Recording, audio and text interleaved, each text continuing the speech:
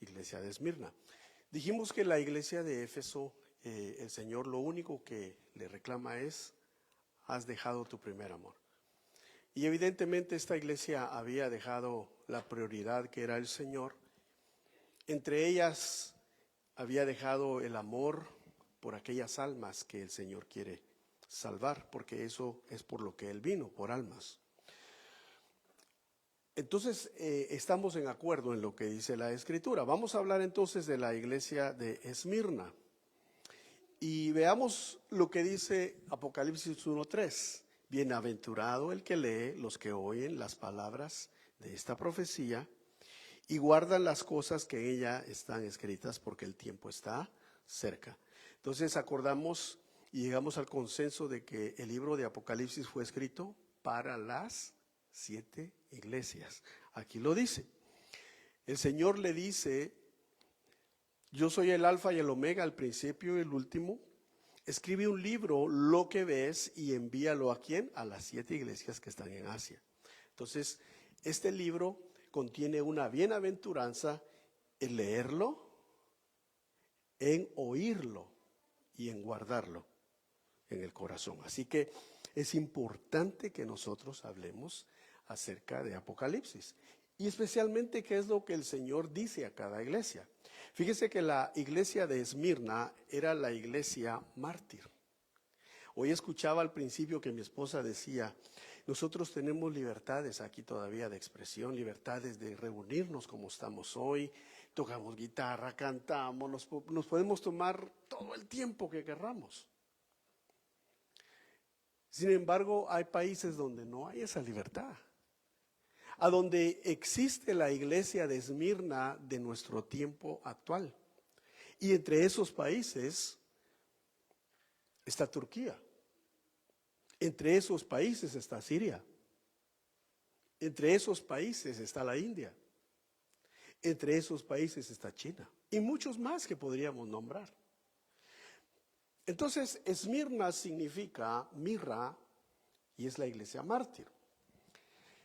En Apocalipsis 2, verso 8 al 11, es donde el Señor habla a esta iglesia y le da y le anima a que sea fiel, fíjese, hasta la muerte. Realmente los que forman parte de la iglesia de Esmirna son héroes, como lo dice Hebreos capítulo 11. Héroes de la fe, porque ellos están dispuestos a dar su vida por su fe. Veamos esto. ¿Dónde está ubicada geográficamente Esmirna en la Biblia? Porque está en Asia Menor. Está a 56 kilómetros al norte de la iglesia de Éfeso.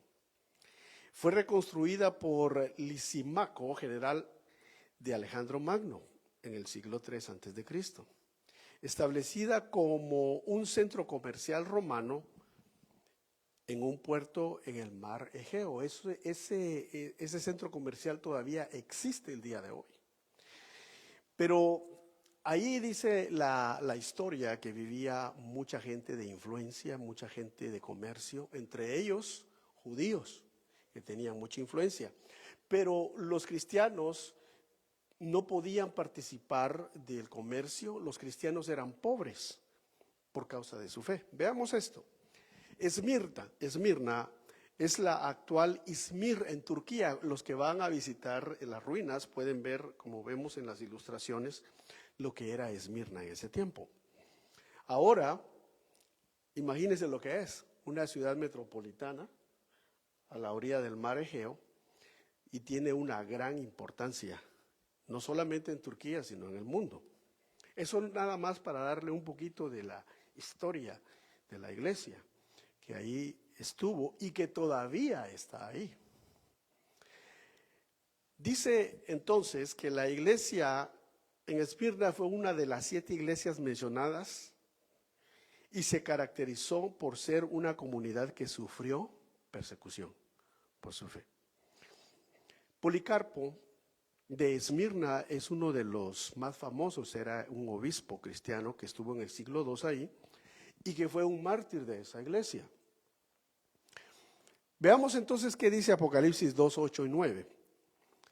El Señor le dice a Juan, escribe al ángel de la iglesia en Esmirna, el primero y el postrero, el que estuvo muerto y vivió, dice esto: yo conozco tus obras y tu tribulación y tu pobreza, pero eres rico.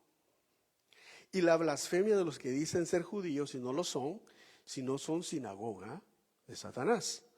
Ahí es donde el Señor comienza a darle ánimo diciendo: yo soy el primero y el postrero, el que estuve muerto pero vivo. Pero le dice: yo conozco tu tribulación, conozco tus obras, conozco que eres pobre, conozco que te discriminan por tu fe y no te dan trabajo, no te dan empleo, y si te dan empleo no te dejan subir más allá de lo que deberías. Pero el Señor dice: yo conozco todas estas cosas, y de los que se dicen ser judíos y no lo son, sino que son sinagoga de Satanás. Entonces, según la historia, se cree que estas personas que manejaban el comercio en ese lugar, porque ese lugar era parte del Imperio Romano, ellos no querían que la iglesia de Cristo proclamara que Jesús es el Mesías. Por lo tanto, había opresión para ellos. Veamos algo más. La carta a la iglesia de Esmirna exhorta a los creyentes ¿a qué? A ser fieles hasta la muerte. Pero el Señor les da una promesa, les dice: yo les prometo la corona de la vida. Parece ser que en Esmirna había un jardín que se llamaba la corona de Esmirna, el lugar. Y por eso el Señor les promete la corona de la vida. Pero quiero que vayamos a la actualidad. Vamos a la actualidad. El 8 de marzo del 2025 salió un reportaje en los periódicos que casi no ha sonado, pero sí está. Usted lo puede buscar.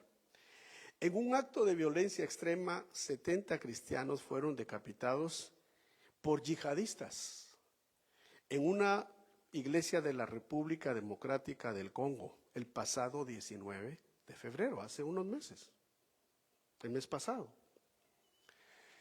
Pero nadie habla de esto. Cuando se trata de judíos o se trata de cristianos, a nadie le importa. Las Naciones Unidas no se pronuncian, no llaman al Consejo de Seguridad y protestan contra estos gobiernos, o protestan en este caso contra los yihadistas musulmanes. Nadie dice nada. O sea que la iglesia de Esmirna todavía está presente y está sufriendo persecución. Veamos algo más. ¿Cuántos cristianos hay en Turquía? Fíjese que según este dato hay 257,000 cristianos.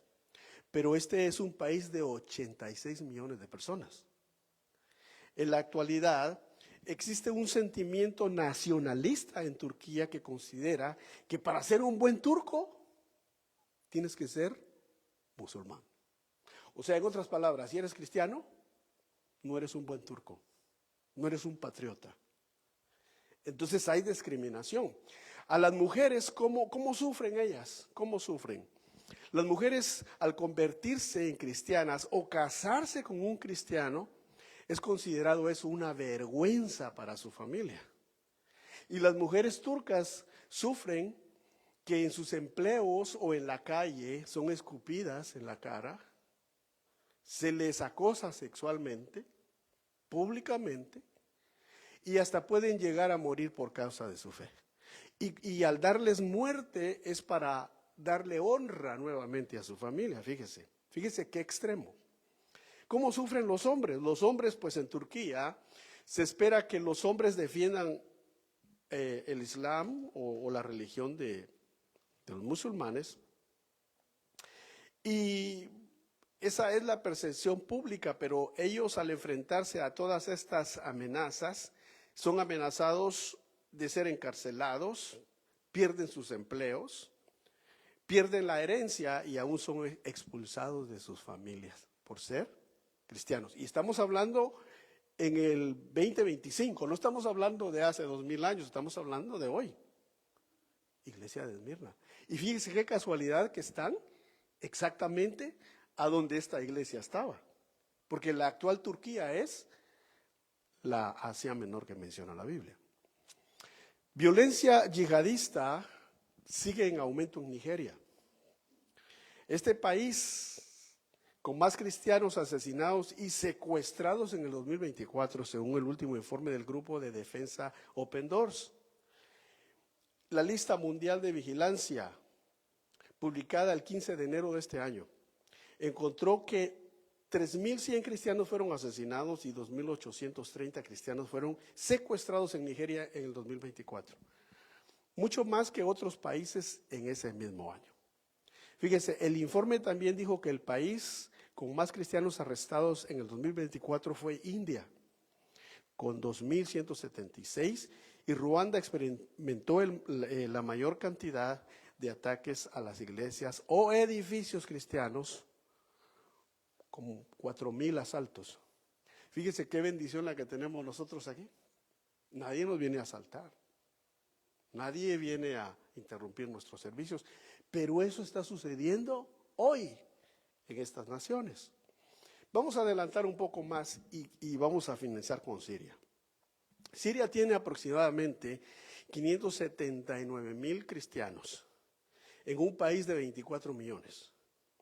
¿Quiénes son los más vulnerables? Los líderes de las iglesias cristianos que se han convertido, las mujeres y los niños de los grupos religiosos minoritarios. Los cristianos o las mujeres se exponen al secuestro, al acoso sexual, a la violación, tanto en las zonas controladas por los rebeldes o en las zonas que están controladas por el gobierno actual de Siria. O sea que no hay escape. Los hombres y los niños en Siria que son cristianos enfrentan el ser reclutados, ya sea por los rebeldes o por el ejército. Los cristianos que viven en lugares gobernados por grupos rebeldes o armados también enfrentan el reclutamiento forzado. Y aquí vemos entonces que también existe la amenaza de secuestro. Los hombres cristianos sufren discriminación laboral.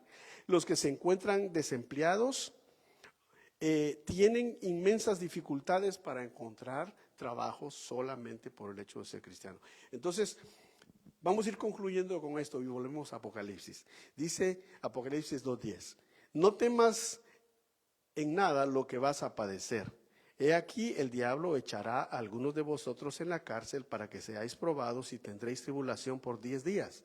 Sé fiel hasta la muerte y yo te daré la corona de la vida. Entonces, esta es la carta que le escribe a la iglesia de Esmirna. Pero la iglesia de Esmirna, como le decía hoy, no es que sean 7 iglesias, somos una sola iglesia. Pero debemos de ubicarnos en qué parte de la iglesia estamos.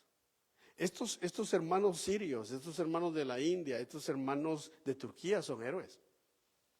Son héroes de la fe. Entonces nosotros debemos de orar por esa iglesia. Debemos de ayudar a esa iglesia aún económicamente. Y debemos sobre todas las cosas pedir a Dios que no les falte la fe. Concluimos.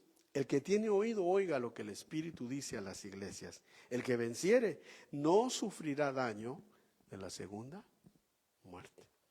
¿Ve qué tan actual es el libro de Apocalipsis? Y el libro de Apocalipsis no es para meter miedo a nadie, no es para que la gente se convierta por lo que viene, no, está escrito. Lo que este libro nos debe provocar a nosotros, que es acercarnos a Dios, pedirle a Dios que nos llene de su unción, de su espíritu y vivir rectamente delante de Dios. Amén. Vamos a quedar hasta ahí y vamos a seguir con el servicio. Esta tarde vamos a dar el tiempo a Jonathan, él trae la palabra y va a ver que el tema que él trae quizá es distinto, pero yo quiero ir dejando en minutos, como lo hice hoy, espero no haberme